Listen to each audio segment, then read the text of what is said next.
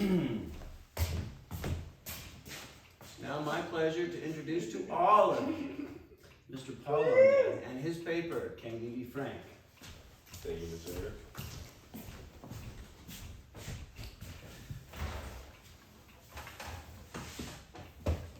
The truth used to be simple.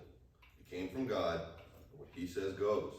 Then the scientists came along, and society was convinced that if people wanted to know the truth, they needed to test theories and study until they were qualified to stand at the gates of the Cartesian truth as its keepers. And after the Cartesian philosophers came the moral relativists, who did away with all hope of a concrete truth and left it up to individual interpretation. But those days are gone. Now the truth in society is no longer truth by virtue of a supreme deity or a man's qualifications and expertise in his respective field. Instead, it is decided by power. This is not to say that truth does not matter. It very much does matter. And it is always being disputed. But society is becoming more insistent on censoring the individual's freedom to speak and delegating it to those who have the strongest claim to power and their ministry of truth. Yet the goal of this paper is not to define truth, rather to explain how telling the truth is an act of courage, because the truth is very important. Can't just anybody have the authority to tell it, or does it just need to be delegated to some other more powerful person or group? If truth telling is based on education, what kind of education gives someone the credentials to tell the truth? An age-old dilemma with which the Bible, philosophers, prophets, poets are preoccupied. Approaching the truth, not from epistemology, which is the study of knowledge, but by who can be entrusted with telling the truth, and under what conditions. All these inquiries boil down to one question. Can we be frank?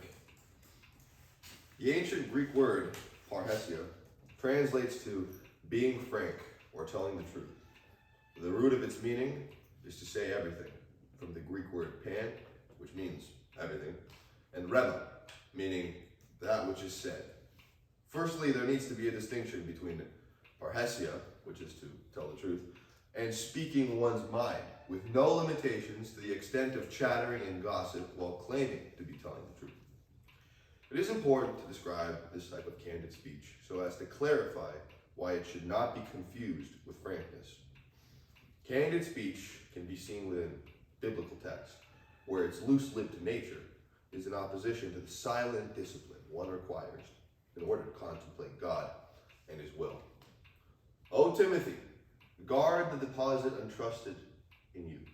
Avoid the irreverent babble and contradictions of what is falsely called knowledge, because it is directly a verbal reflection of the desires of the heart and mind.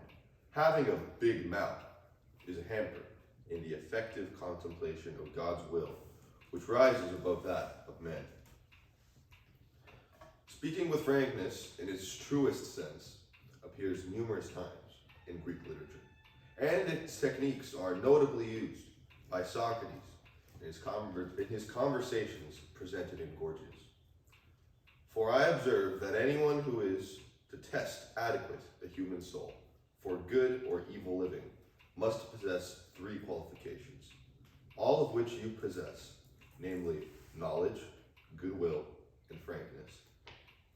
After he had been given a long criticism by Callicles, who tells him to give up on philosophy because it is only suitable for the young student and not the old, in the same way that using a pacifier is endearing in an infant and revolting in an adult. Socrates is grateful to his critic, stating that his meeting with Callicles is a godsend. Simply put, parrhesia means to tell the truth with boldness. Yet does the one speaking with frankness know he is speaking the truth because it is in fact true? Or does he simply speak out what he himself believes to be true? In order for someone to be frank, one must speak out only what he knows to be true. The speaker is sincere in distinguishing between the truth and his own opinion. But his opinion is also the truth. There is a harmony between his beliefs and reality, as well as his words and his actions. In other words, to speak with parrhesia is to speak frankly. However, not any speech or truthful statement can be classified as frankness. There are a set of conditions that have to be met for the speaker to utilize frank speaking. Firstly, there must be a risk or a presence of danger for the speaker, as is seen in the case of Socrates and Gorgias. I am afraid it may sound unmannerly to tell the truth, and I hesitate, for fear Gorgias may think I am caricaturing his profession. For what I mean by rhetoric is a part of an activity that is not very reputable. In this situation, Socrates stands to lose something by speaking the truth. He may anger Gorgias and risks losing his friendship with him. Therefore, the frank speaker is one who takes a risk, and in some cases it can cost him his life, as in the case of an honest advisor who gives truthful criticism of a tyrant. Risk of danger is necessary in speaking frankly because the speaker needs to exhibit courage while telling the truth. Have I then become your enemy by telling you the truth? Says Paul the Apostle, who experiences estrangement from the church in Galatia for his boldness in telling the truth with constancy. Further, the tyrant who speaks out the truth risks nothing. Thus, he does not require courage because he retreats in the safety of his power. But the frank speaker is a person who would risk his life rather than let the truth go unspoken. In the event of a trial where one is compelled to tell the truth, the speaker is not using frank speech, despite the fact that what he says may believe to be true and may pose a risk of danger to himself. The act of frank speech is specific to the case where the speaker is offering criticism to the listener, but the listener must always be in a higher position of power in order for the speaker to be speaking with boldness. The main function of frank speech is criticism, either of the listener or of the speaker himself. The way you think is wrong. This is the right way to think. The way you act is wrong. This is a better way of conducting oneself. This is what I have said and believed in the past, and I was wrong in doing so. This is the main role of frank speech, to offer criticism directed either towards the self or towards the more powerful listener. The power dynamic between the speaker and the more powerful listener is crucial in the role of frankness. A manager who criticizes his workers is not utilizing frankness because his criticism comes from above the relationship rather than from below. Whereas in the role of a frank speaker, it is the other way around, and the criticism comes from the one with inferior power. Lastly, the act of frank speaking is reliant upon the moral obligation of the speaker to tell the truth without being compelled by another force. The speaker is free to keep silent. No one is forcing him to speak. Yet he does so anyway, because he is called to do so out of a sense of moral duty to the truth. And he offers honest criticism despite the dangers he may face.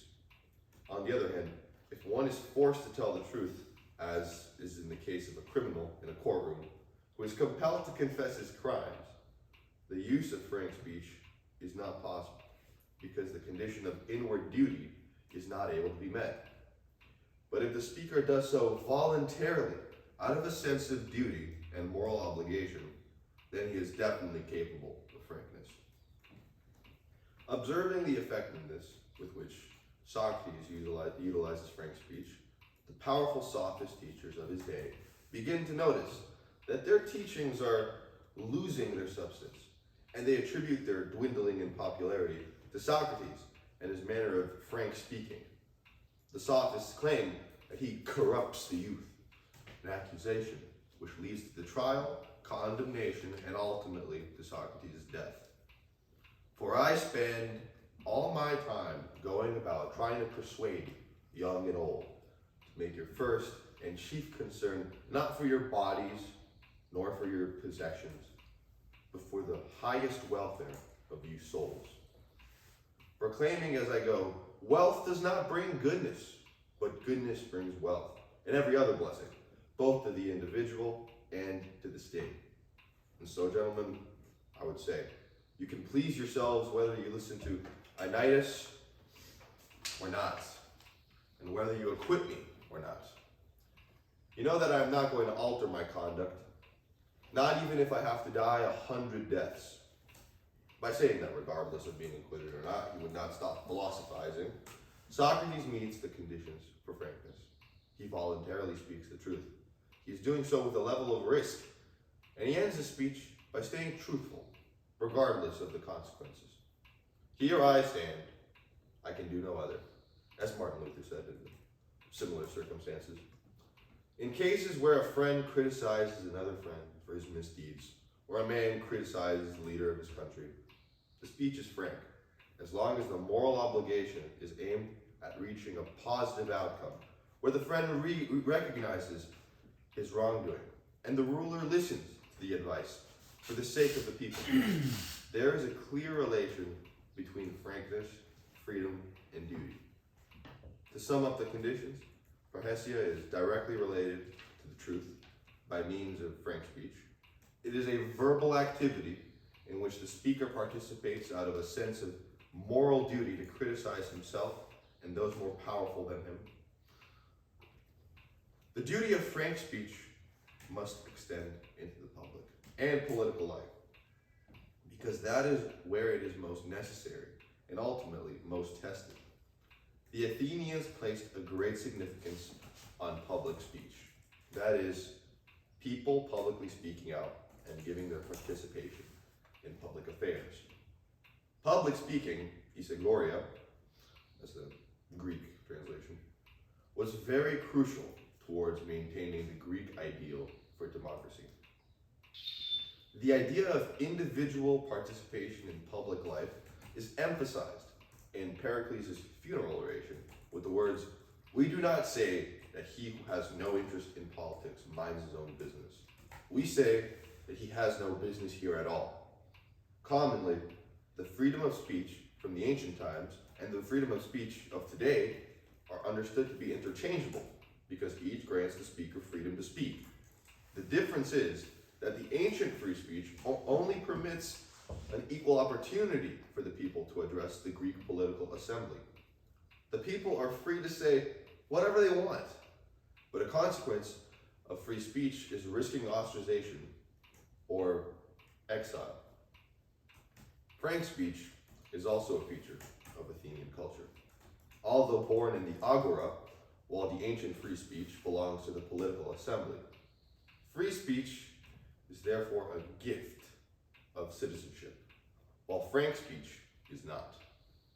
The majority may dislike the ideas and reject the speaker. They may banish him or ostracize him, whereas freedom of speech has a different, more secure understanding today.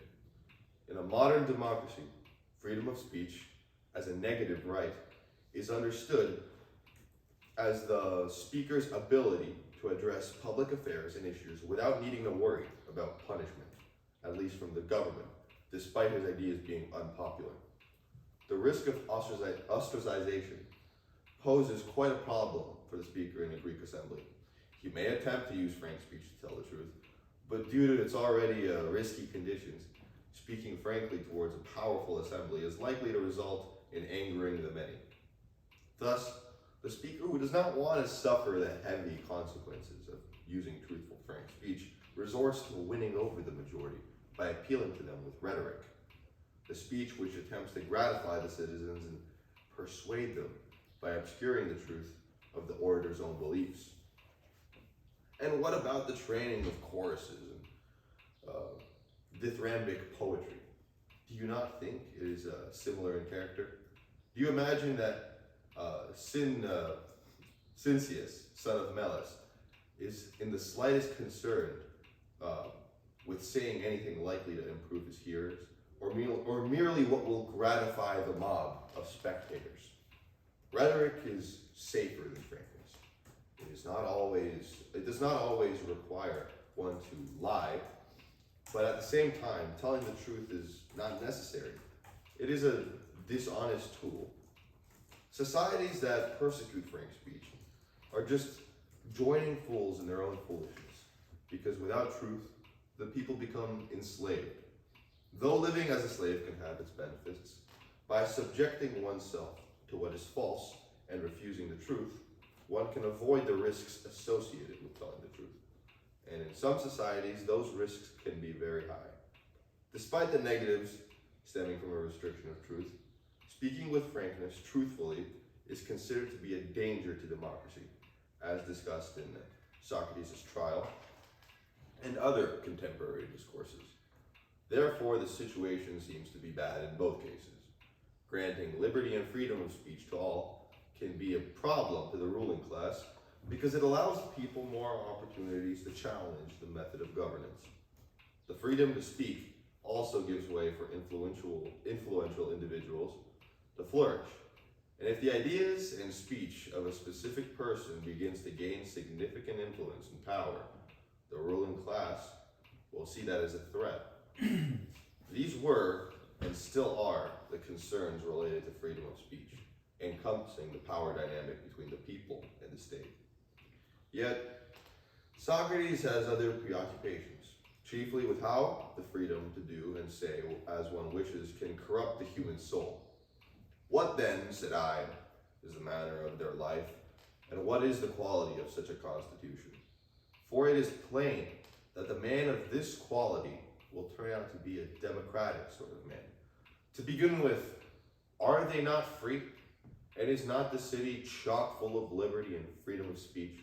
And has not every man license to do as he likes? And where is such license? It is obvious that everyone would arrange a plan for living his own life in the way that pleases him. Socrates observes that such an abundance of freedom of speech that people begin to let just about anything pass through their teeth. Any thought or depravity that can be uttered in order to suit one's desire. Despite believing himself to be free, because he is able to say whatever he wishes, man becomes a slave to his desires. And in this weakened state, he is vulnerable to the tyrant's will. It is easy for a tyrant to seize control over a population where individuals are preoccupied with seeking out their own pleasure. They are blind, disorganized, and disconnected from each other because they have nothing to unite them in their individual endeavors. In his dialogue with Glaucon in the Republic and Callicles in Gorgias, Socrates describes the kind of man that should speak to the public. He must leave the polis, or the country, in a better state than when he first came to it. Pericles, for example, was hailed as a great statesman, but he himself complained about the worsened state of the polis at the end of his political career. Socrates believes that all public speech is either sophistry or flattery, unless the speaker made the effort and did the hard labor to keep himself honest in what he says, thinks, and does. And to Socrates, that person is the philosopher. Parrhesia, or frank speech, begins with self-criticism. It is an inward speech. And from this individual effort, it extends to all personal relationships. It is impossible for a man to be frank with others if he cannot be frank with himself. There needs to be a harmony between the truth teller's words, beliefs, and actions, which can only come from honest self-reflection and criticism. There are those who teach fighting, but have never been in war, and those who teach courage when they themselves are not courageous people. A life void of any self-examination in which the person drifts through events without ever having any concrete thoughts about anything is not a life well lived.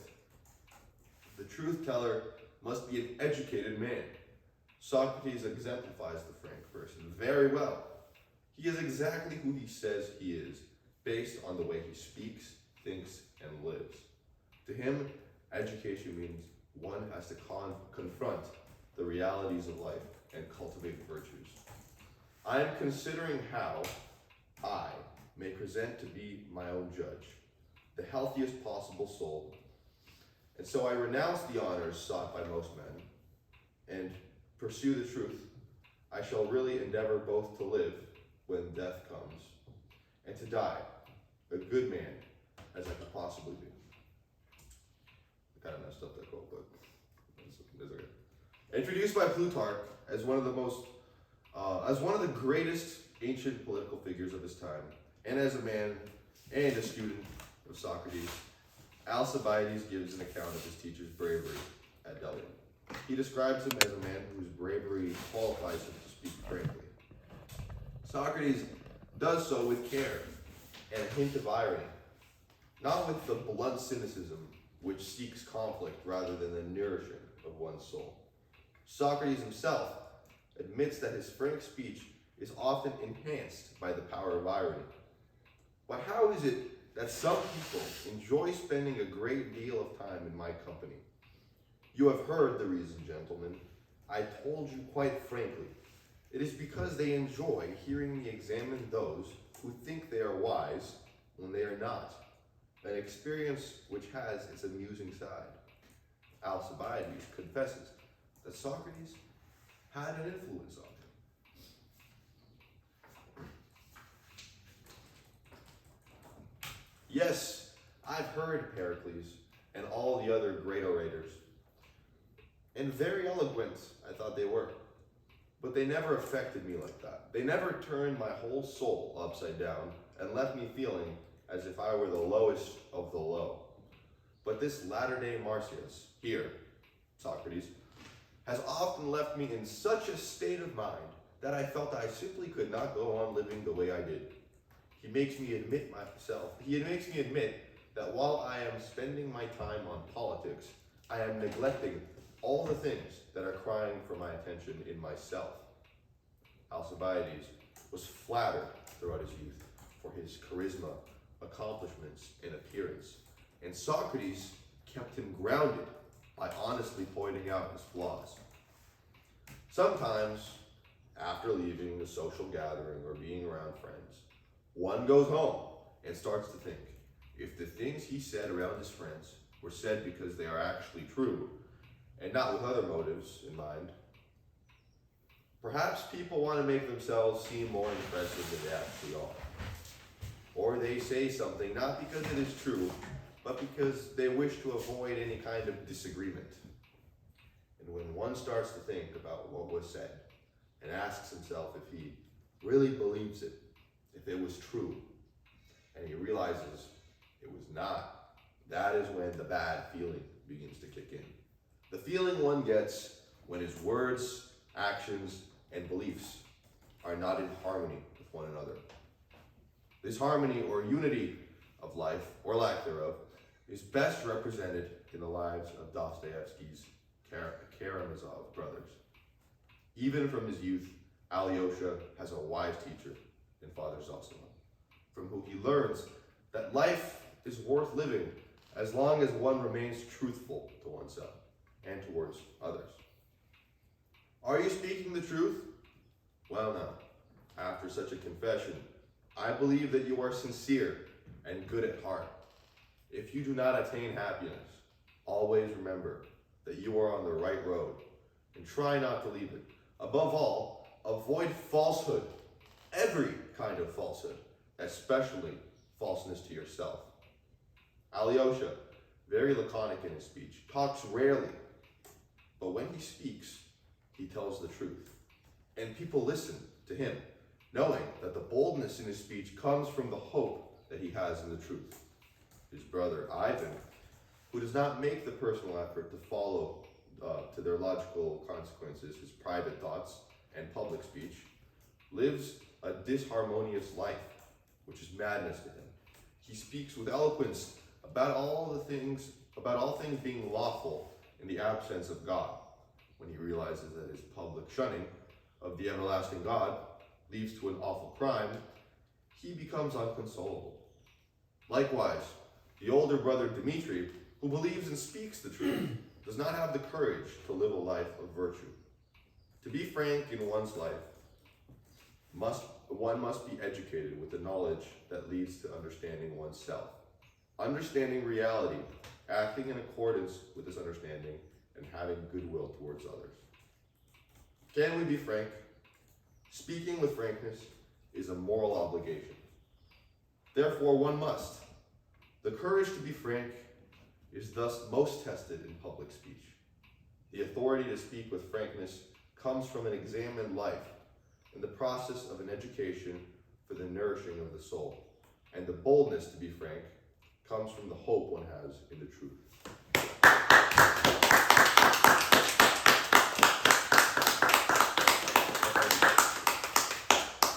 Thank you very much, Mr. Lunga. I will give you the compliment to say that this is the first time I ever had a paper on this topic, so this is new, very exciting. Thank you. Earlier in the paper, you had talked about the connection between education and frankness, and I was wondering if you could say more as just to how necessary that connection is. How much is there about being frank that necessitates an educated mind? Well, if you don't know what you're talking about, you can't really have an opinion on anything. Or at least, if there are a couple people having a conversation about something, right? Mm-hmm. And you don't know anything about the topic at hand, and you step in and you try to place yourself in that conversation. You're really just making stuff up because you don't know anything about the topic. And then you leave that interaction, you go home, and you start to wonder, do I even care about that topic or that conversation or what they were even talking about? No, I don't. I don't even know what they were talking about. I just placed myself in that situation with other motives. I wasn't trying to have an honest conversation about this topic. I was just trying to make myself seem cultured or knowledgeable. And so in order to actually talk with frankness or to speak truthfully, you need to be educated. Because if you're not, then you don't know what you're talking about. Mm-hmm. You also talked about the connection between just political free speech and frank speech. And can you say more about what the differences between those are, or whether or not free speech is necessary for frank speech, or if there's any connection there at all? Well, there are two types of free speech that I bring up in this paper. There is free speech with consequences, so like the free speech back in the day, and free speech with barely any consequences, which is free speech of the day today. And back in the day, if you were to say anything truthful that could anger the ruling class or the majority of the people, then you have substantial risk. There's banishment, ostracization, all kinds of bad. People will just look at you like, who's this guy, right? They'll shun you. And in order to speak truthfully, there has to be, in order to speak with boldness, there has to be a risk there. Because if everybody agrees with what you're saying, you're not really being bold with what you're saying. You're not really speaking frankly. Whenever somebody tells you, can I be frank with you? You know something bad's about to come because he's about to criticize you heavily. And like, oh, hey, yeah, I gotta get ready for this. Or he's gonna be frank with me. And if everybody agrees with you in the public assembly, you're not being frank with anyone. You're just telling them what they want to hear. And that's how I think that's the connection I was making between the old free speech and frank speech. And then also you just kind of mentioned, I forget the exact words that you used, but just kind of idle speech or babbling, which is given very freely. But what's the distinction there between that and frank speech? Well, frank speech has, the frank speaker has a clear goal. He's trying to take a negative situation and turn it into a positive one. He's trying to tell his drug-addicted friend that his drug addiction probably isn't the best thing for him, and it's gonna negatively impact his life. And he's trying to turn his life around, right? But the guy who gossips or just lets anything get past his big mouth goes around telling all of his friends, hey, look at this junkie, or look at this junkie guy, or oh, have you heard of my junkie friend? Like, oh, he's been doing all this bad stuff, right? And that person's goal isn't to positively impact the situation. It's to just spread around gossip and to have the scoop on the latest thing that's happening with Jamie, the drug addict junkie, and so he can't be speaking with frankness there. All right. You also talked about the connection between frank speech and criticism of the person you're speaking to. And I was trying to think of two examples and whether or not criticism of the person you're speaking to is a necessary element of frankness. Because it seemed like I could easily say, Mr. Lunga, can I be frank with you? This is the worst paper I've ever read. Now that would be kind of that criticism of you. But if I say, Mr. Lunga, I like to be frank with you. I've never learned how to read, and I couldn't follow any of this. Now, that one of those seems to be self-criticism, the other is criticism of the other. So what is the kind of connection? I mean, is frank speech necessarily speech that is critical of the other, or I mean, I guess you could have a third party sort of, can I be frank with you? I think Sophie's paper is the worst paper I've ever read, And so how much is frankness related to this activity wherein we are, criticizing the person that we're speaking to? Well, you could tell me that, you could frankly tell me that Sophie's paper is the worst paper you've ever read. I doubt it though, I'm sure Sophie's paper is going to be great. But that, I don't really have a connection to Sophie's paper in the same way I do to my own. If you tell me Sophie's paper is terrible, frankly, I'll say, okay, oh, cool, I guess. You're entitled to your own opinion. But it's not gonna, it doesn't affect me in any way. I can't go home and work on Sophie's paper. There's no way for me to positively, there's no positive spin I can put on things. Maybe I can go to Sophie and tell her, hey, here's how you can improve your paper because Mr. Hendrickson thinks it was the worst paper ever. But I guess you could be frank with me, but you're not really risking anything there because I'll just say, okay, I guess you think Sophie's paper is terrible. There's no risk there. You're not risking angering me. You're not risking upsetting me over my paper. I might get salty and say, oh no, I'm so mad that you think Sophia's paper is bad. So I guess you're not really being that bold with your speech. Maybe you are speaking the truth. Maybe Sophie's paper was the worst paper you've ever heard, but you're not really, there's no element of risk there. So it's not exactly frank speaker territory. It's not really revolutionary. Now, what is a necessary connection between frank speech and democracy? You talked a lot about democracy here, and how necessary is frank speech to successful democratic discourse? Well, when you have a bunch of potential leaders standing around, their goal isn't exactly to better the country or better the public. Their goal is to gain power and to get elected. And to do that, they tell the people what they want to hear. They use rhetoric and they put spins on things, even if they don't really believe that themselves. I dug into many politicians' past, and I start to notice all the things that they were super in support of today, they were not that enthusiastic about 10 years ago or even 5 years ago. In fact, they were probably even on the other side. But as soon as the majority of the people switch, so do they, because their objective isn't to be frank or to be truthful or to better the public. It's to gain power, to have ulterior motives.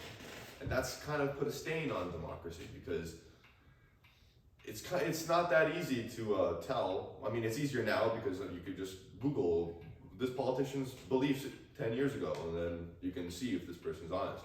But it's still not super easy to tell whether somebody is being truthful with what they say. And that puts a stain on the democratic process. But when somebody comes out there and says something super unpopular, but just so happens to be true, and is hated for it, and is made to be a really bad person, and is, I guess, ostracized in the modern equivalent of ancient Greece, you can kind of tell that this person is a frank speaker or an honest individual. All right, thank you very much. A couple other questions I want to ask you, but I think it'd be appropriate for me to open it up now to others. So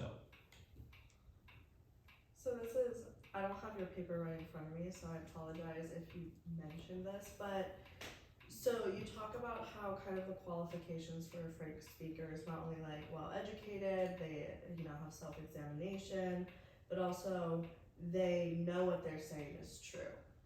Obviously I've seen a lot of individuals like have like the exact same kind of education growing up and have completely different views on what is true, even if they go through the same processes. So I was wondering, in your opinion, if two frank speakers could actually have opposite views, or if there's some sort of way that like, well, one of them isn't actually a frank speaker, if that makes sense. Well, there is the truth, and that's not relevant. It can't be. There's a distinction between somebody's opinion and the truth. Now, frank speakers know frank speakers know what is their opinion and what the truth is. Now, when people disagree on something and they're being really honest with themselves and with the people around them, they can distinguish whether or not what they're saying is their opinion or the truth. So if two people live in the exact same circumstances and they have different views on something, I'm sure, and they're really honest with each other, I'm sure that when they talk to each other, they can realize whether or not what they're saying is actually true or whether or not it's their own opinion. And they're not going to get salty and start, no, you're the liar, or you calling me a liar? No, it'll be honest with it. So you're saying there's still like a standard for truth found in, we would say, God, that we apply to frank speakers. Yes. Okay, thank you. You raise it, Chris. Alright. Earlier on, and this is sort of going off of what Molly was talking about, you mentioned the essential priority of speaking truth rather than opinion, but then you also said that opinions are also true and that there was a harmony between opinion and truth in frank speech.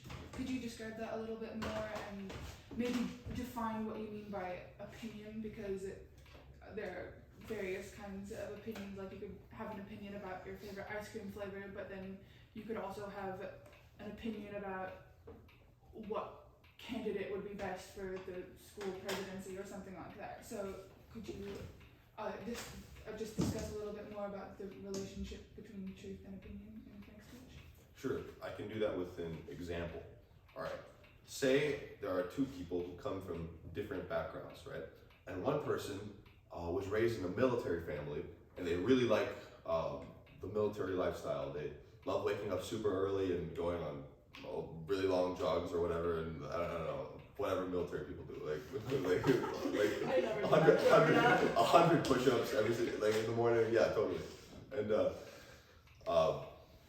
overall, they just love the military.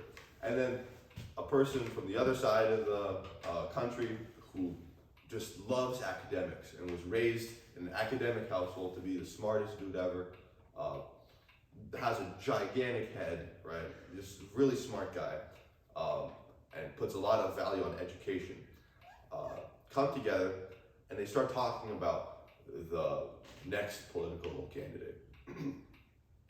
Now there's one guy who shows up on stage and he's got a green beret on, he's got a bunch of military medals or stuff military people have. Yeah, you can back me up on this, Lily. For sure. And he says, I'm gonna put a bunch of money on I'm gonna invest a ton of money on defense and on weapons so that we can have an edge on these guys and an edge against our enemies. And I'm gonna make sure that it's mandatory for kids in school to do 100 squats and 100 push-ups every single day because this is the military. Let's go, right? And then the other political candidate goes saying, no, we have to be sensible about things. We need kids to read a lot of books. We need them to, we need all the kids to wear glasses, even though they don't need to wear glasses, because glasses makes you look smart. And even if you don't need a prescription, you gotta wear glasses, because we need to be a country of smart people. Now, either of these things are not necessarily bad. Maybe both of these people are speaking the truth. Maybe the country is full of stupid people and they need to get a little smarter. Maybe the country is weak in its military, and having a weak military is bad because you'll get taken advantage of by other countries with stronger militaries. So they're both speaking the truth, but both of these people having this conversation over who should be the next president are coming at it from different angles. So they're both telling the truth, but one person places a bigger value on education and the other person places a bigger value on the military. They're both telling the truth, but their opinion on the matter is about which one is more valuable. And that's really hard to discern, but that's how, that is what an opinion is. And if both of these people are truthful, then they'll recognize that since they come from different walks of life, that this is really just a matter of opinion, because you can't really gauge whether or not one is better than the other. They're just different lifestyles. So that's where the opinion part really comes down. Alright, thank you. Yeah, and then just the question I had kind of goes back to Babel speech, and I wasn't here at the beginning of your paper, so I wasn't sure if you covered it, but could you essentially put like Frank speech in with Babel speech at the same time, or are they always going to be separate? No, they're always going to be separate, because just saying whatever's on the top of somebody's head isn't always going to lead to something good. Because I'm sure that if everybody just walked around saying the number one thing that was on their head, nobody would, society would be in a wreck, because everyone would just be saying the worst things ever. There are things that go on in the human mind that are insanely depraved, but we keep it under lock and key because we have the strength to do that, and we have the fortitude. We have a moral compass that says we have to keep this monster under lock and key. But if somebody just lets it loose, and he's out of control, he just starts saying whatever is on the top of his head, that'll lead to destroyed relationships. This guy will have no friends. He'll be very lonely. It'll be very sad for him. And maybe he is telling the truth sometimes, but most of the time he's just kind of saying whatever he wants to say. And some people might say he's just speaking his mind. It's not actually a good thing to speak your mind all the time. It's because things that go on in people's minds, it's not good. And so it's always going to stay separate, because the frank speaker is looking for a positive outcome, and the babble guy, the dude with the big mouth, just says whatever. Okay, thank you. Other questions? Earlier, somewhere in the middle of the paper, you mentioned sort of in passing the possibility of frankness towards oneself. Could you describe what that looks like, and also, can it be said to be frankness in the same way that frankness towards another person can be, because it doesn't have the same kind of external consequences? Well, it doesn't have the same. Well, it kind of does. It does have consequences. Well, maybe not if you're honest with yourself, but maybe you could lose friends, right? Like, I'll give you another example. Let's say a guy I'll do it in an academic way, right? Let's say a dude who doesn't really care that much about academics, doesn't want to be an academic, doesn't really like reading books, doesn't like education or anything like that. wants to wear a suit and show up on college campuses and have deep discussions and look like an intellectual guy, even though he doesn't really care that much about being an intellectual guy, right? He's not honest with himself. He's not telling himself the truth there, because he doesn't really care that much about academics, but he wants to, look like an academic. And so he makes friends in this field. He cultivates relationships with academics, and he goes home and he kind of feels like a fraud because he's actually lying. He's not an academic. He doesn't care about academics. Or this could work with environmentalists too, right? A guy who just litters all the time, right? But then wants to look like a good person, and he says, "Oh, let's care about the environment or whatever. Look, I'm driving an electric car. I'm such a great person." Even though they don't really care about the environment, and they build friends in this sphere of people. They build friends with other environmentalists, and they hate fracking, they hate oil, yada yada. Then they go home, and they're honest with themselves. They say, "Hang on a second, I'm not really an environmentalist type. I'm never gonna go vegan.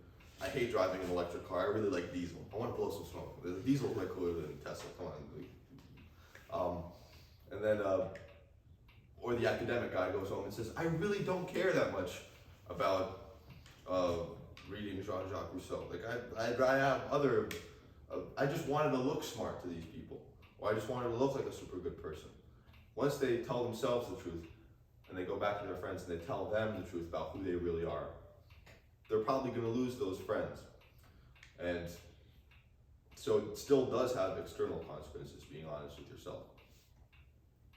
Alright. Was that your question? Yes. If being honest with yourself will have external consequences? Or did I get it wrong? Pretty much. Thank you. All right.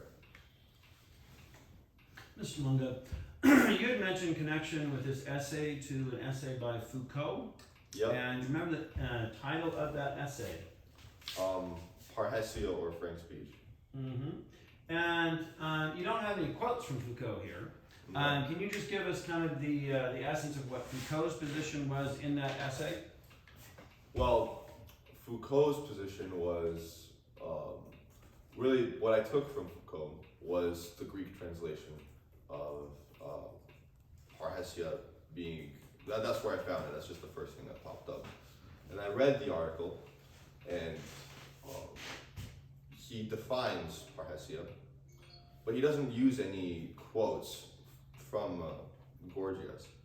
And I didn't really feel like it was that necessary to use, I didn't feel like it was that necessary to quote him, because I took my definition of Parrhesia from Socrates in Gorgias. Mm-hmm. But he was helpful because he was the first thing that popped up, and I didn't find Parrhesia in, like, the word Parrhesia in the Gorgias. Mm-hmm. Okay. Could you say, Parrhesia or frankness of speech does appear to be a virtue of sorts. And as a virtue, could you say any further on how that virtue could be cultivated? I mean, if you really come to the conclusion, and being frank with yourself, that you are really not capable of being frank with people, you are a slave of speech. You say what you think people want you to say. And that is your mode. How could this virtue be cultivated and developed as something that you do in fact possess? Sorry, can you repeat the question? Right, it just seems that the way you've described Parrhesia is that it is something that people should desire to have. Yeah. It is a virtue of human spirit. And if someone did come to the conclusion that they desire to possess this frankness of speech, how could this virtue be cultivated? Education. You gotta read up on stuff, because if you don't know anything about anything, then you're not really gonna know what's true. And so if you educate yourself and you just read a lot, or you watch a lot, or even better, instead of just reading and watching, you go out and you live life, and you experience things as they really are. You gain more knowledge, then you'll start to be able to distinguish between what's true and what isn't true. Mm-hmm. And it'll be a lot easier to tell the truth if you know what the truth is. Mm-hmm. But if you don't know anything about anything, you're just living under a rock all of your life, then you can't really have any opinion about anything and feel good about it because you know 100% what you're saying is true. Mm-hmm. Thank you very much. Other questions? Kind of going back to, I mean, we were just talking a lot about education. What are some like qualifications for a good education for someone to be frank, I guess? Now, this I wouldn't say this boils down to my opinion. Socrates kind of believed it to be true as well, but real life experiences are what makes the best education. Earlier I described someone who's never been in a fight teaching other people how to fight, and it's like, I don't know if you've ever seen these videos on YouTube of these guys opening up dojos. A lot of people call them Mick dojos because they just pop up everywhere. And they were super popular in the 90s because that's when the 80s movies with all the action heroes popped up. So all these guys were like, okay, look at these 80s, there's business to be made here. Let's open up a bunch of dojos, and then these 80s action movies will inspire people to become extremely tough dudes like Stallone or something like that. And so they'll pop into our dojo, they'll be like, please, sensei, teach me the way to become a super tough dude. And then these senseis will like write this super elaborate backstory for themselves. Like, he was a Green Beret, he like decapitated Saddam Hussein or something ridiculous. And like, he will teach you the 5-finger death technique that he used to take down the North Korean government or something, you know. Now this guy has never been in a fight. He doesn't know how to fight, but he's gonna go around teaching other people how to fight. Now, if he wanted to really be if he wanted to be truthful, and he wanted to get really educated on how to fight, then he would have actually gone to war, or he would have actually learned how to fight, or he would have been in many actual fights, and those would give him the credentials and the confidence to actually teach other people. Because